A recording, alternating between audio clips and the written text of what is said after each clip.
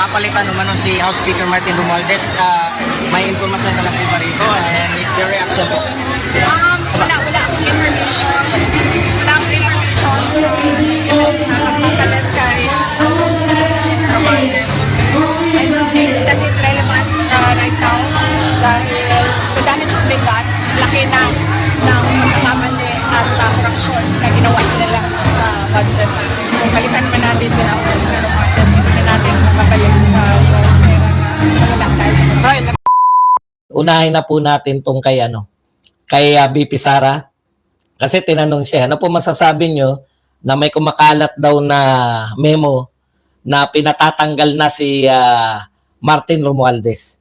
Alam nyo, yung pinakakalat daw na yan, wala pa po ako nakita. Alam nyo kung kanino ko una narinig yan? Kay Auntie Claire. So si Auntie Claire pala nagpapakalat. Si Auntie Claire po ang nagpapakalat na mayroong memo at tinatanggi nila na ito ay, sinasabi nila na ito ay peke. Nangyari na yan eh. No? Walang nakakaalam. Madalas mangyari yan nung panahon ni Tatay Digong. No? May tatanggi na peke, yung kumakalat na ganyan. Peke pala. Una, wala pong kumakalat. Kayo po, magtapatan tayo, mga Duterte supporters. Kayo po, meron na po ba kayong nakita na memo? Kasi yung Horus, Oplan Horus, yan talaga nakita natin yan, no? Yan po yung nilabas ng Manila Times. Kita nyo, may kaso na yung Manila Times. Kung totoo po yan na may memo, sino po kinasuhan? Wala. Malamang wala yan. Malamang sa kanila rin po nagsabi na yung kumakalat na memo na pirmado si Bersamin ay peke. Kaso nga, kaya lang namin nalaman na meron pala niyan nung nagsalita si Auntie Claire. Alam niyo yun, tinatanggi nila, wala naman nakakita. Ngayon naman, ito naman na nagsabi, kanino natin narinig kay Auntie Claire. Dapat tanong natin kay Auntie Claire, sino ba source mo na may kumakalat? Baka kayo-kayo lang yan eh. Ano po ang sabi ni BP Sara nung sinabi niya na merong kumakalat nga na papalitan na raw. Sa bagay, maganda suggestion yun, di ba? Mula nung nagsimula, talagang bagsak na yung rating niya yan eh. Pero may mataas pong rating yan. Mataas po, alam ko sa Octa Arts na. Sa Octa Arts po mataas yan. Sa mga dancer. Okay. Sabi po ni BP Sara, wala akong information. Yun yung sinabi niya, no? Wala akong information kasi po, alam niyo, Vice President yan eh. Marami pong may intelligence din po sarili yan, no? Kaya sabi niya, wala akong information na may ganyan pala na document na pagpapalit na kay House Speaker Romualdez. I don't think it's relevant. Wala naman pala. Sabi ni BP Sara, wala namang silbi yan kung meron man yan o wala. No? Okay. I don't think it's relevant right now dahil the damage has been done. Palitan man si Romualdez, wala na eh. The damage has been done. Ang laki ng pagkakamali at korupsyon ng ginawa nila sa budget natin. Ang tanong, palitan man nila si House Speaker Martin Romualdez, hindi na natin maibabalik yung perang nawala sa korupsyon. Yun po yung importante, yung singilin tong mga to sa korupsyon. Kaya po kinakailangan natin na ito talaga si BP Sara ang pag-asa natin para, kasi ngayon unti-unti nakikita natin yung iba. Yung mga may kagagawan po na pagkakadakip, illegal na pagkakadakip kay Tatay Digong. Ay mukhang masasampahan na po ng mga kaso. Patong-patong na kaso. Eto po, yung mga congressman, parang wala, no? Parang wala pa silang walang balik dun sa mga ginawa nila eh. Wala naman po silbi kahit po, sa tingin niyo po ba, tanggalin man nila si Martin, palitan man nila? Meron pa pong epekto yan sa popularity ni Bongbong Marcos? Wala na po. Okay.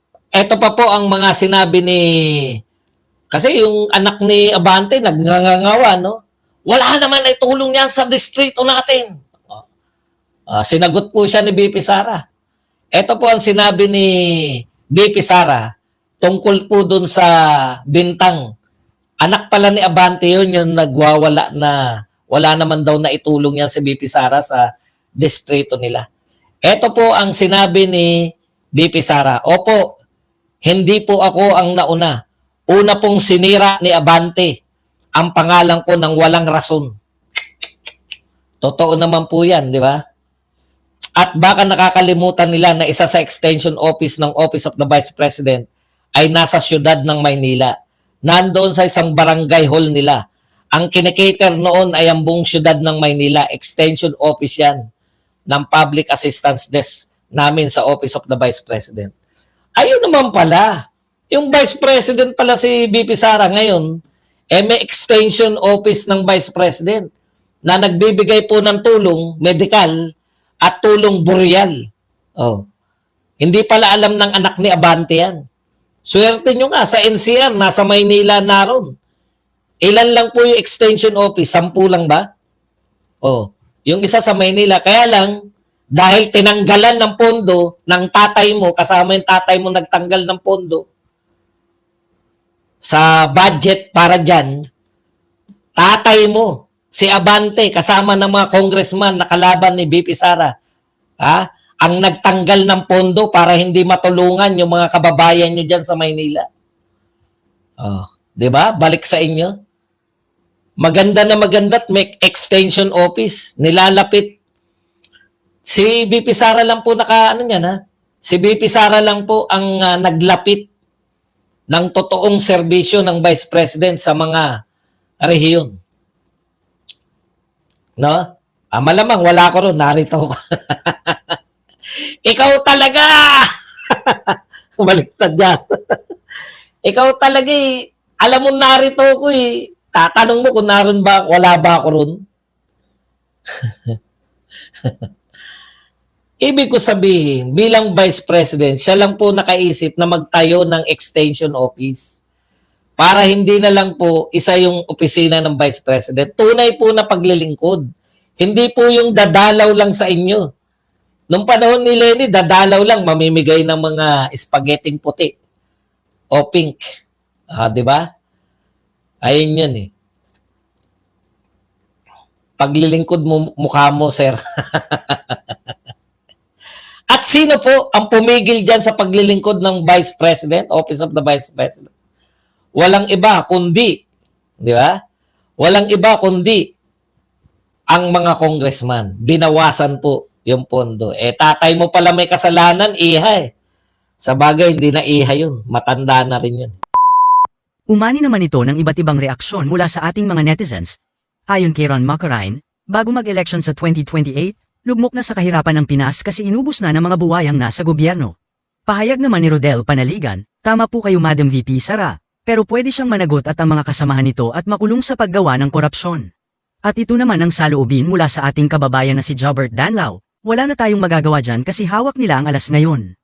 Ang tanging pag-asa na lang namin ay ikaw VP Sara, na hindi ka ma-impeach.